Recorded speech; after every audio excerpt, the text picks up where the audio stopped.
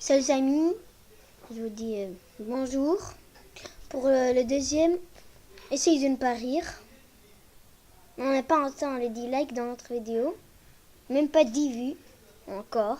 Bon, c'est pas les 24 heures, mais oui. N'hésitez pas à écrire ici Farouk 25 000, à mettre s'abonner, à mettre la cloche. Et si vous faites ça, je vous dis merci. Aujourd'hui, c'est une émission Jamel Comedy Kids avec Kev Adams. Je vais vous montrer le passage avec Kev Adams. Moi, ça me fait rire. Ça m'a fait rire. Ladies and gentlemen, Kev Adams!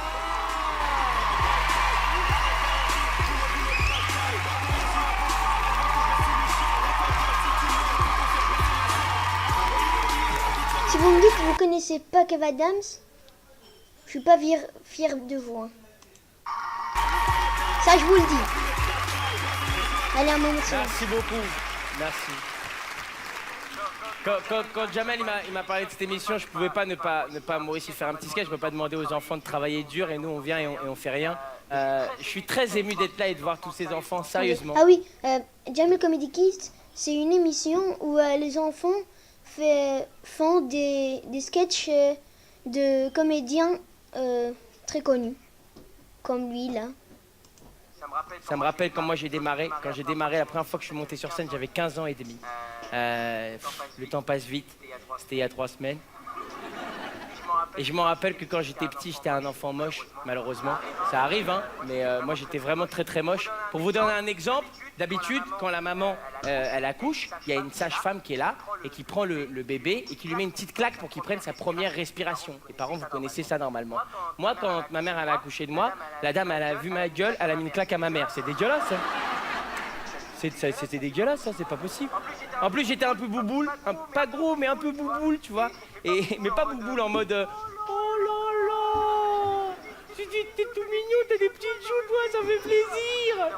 Non, plus bouboule, genre waouh, waouh, waouh. Mais t'as bouffé ta sœur ou quoi, toi? J'ai des souvenirs avec ma mère ce soir. Je peux pas vous parler de l'enfance sans parler de ma mère. Ma mère, elle a été extraordinaire. Je t'embrasse, maman, si tu regardes ce sketch et ses enfants. Je m'en rappelle des phrases qu'elle me sortait quand j'étais petit. Un jour, je lui ai dit, maman, j'en ai marre, j'ai plus envie d'aller à l'école. Elle m'a dit, mais comment tu peux dire ça? Moi, je rêverais de retourner à l'école. Tu sais pas qu'est-ce qu'on apprend à l'école. Quand elle était petite, elle ne rêvait pas d'aller à l'école. Mais maintenant, elle dit ça, et je ne sais pas pourquoi. Je paierais même pour retourner à l'école. Le lendemain matin, je me suis enfermé dans ma chambre. Je suis resté au lit et j'ai glissé une enveloppe sous ma porte avec un billet de 5 € et un mot qui disait « Vas-y maman, vis ton rêve. Va au bout. »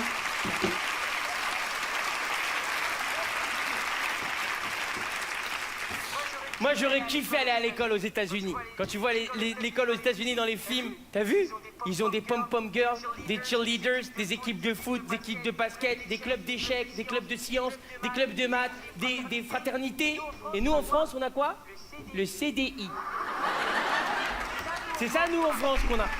C'est l'équivalent de tout ça.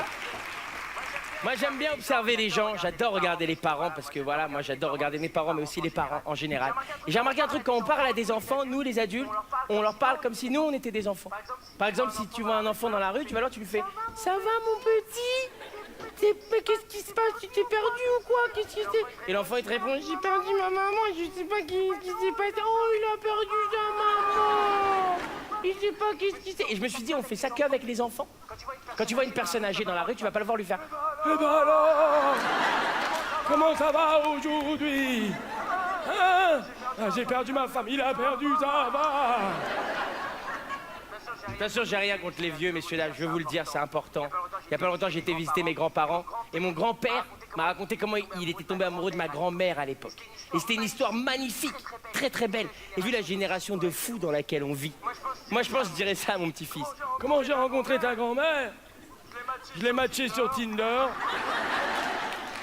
Après, on s'est envoyé des messages sur Facebook. Elle m'a poké, je l'ai repoké.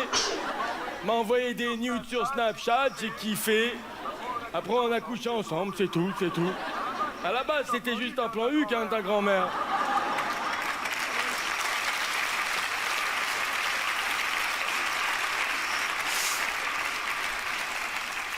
Ah, à l'époque, on savait être romantique, hein, quand même. Aujourd'hui, je vois le temps qui passe, je vois ces enfants qui font des skates, je vous vois tous ici, en train de surveiller tout ça. Et voilà, j'aimerais vous dire que c'est fou comme la vie, ça passe vite. C'est fou comme il y a des moments merveilleux. Profitez-en, profitez de chaque instant parce que ça passe très très vite, c'est vrai. Au début dans la vie, on t'appelle bébé, après on t'appelle gamin, après on t'appelle jeune homme, après on t'appelle monsieur, après on t'appelle papa, après on t'appelle papy, et après on t'appelle une ambulance. Merci. Kev Adams. C'est fini les amis. Si vous avez aimé, n'hésitez pas à vous abonner et à mettre un petit like. Et je vous dis au revoir.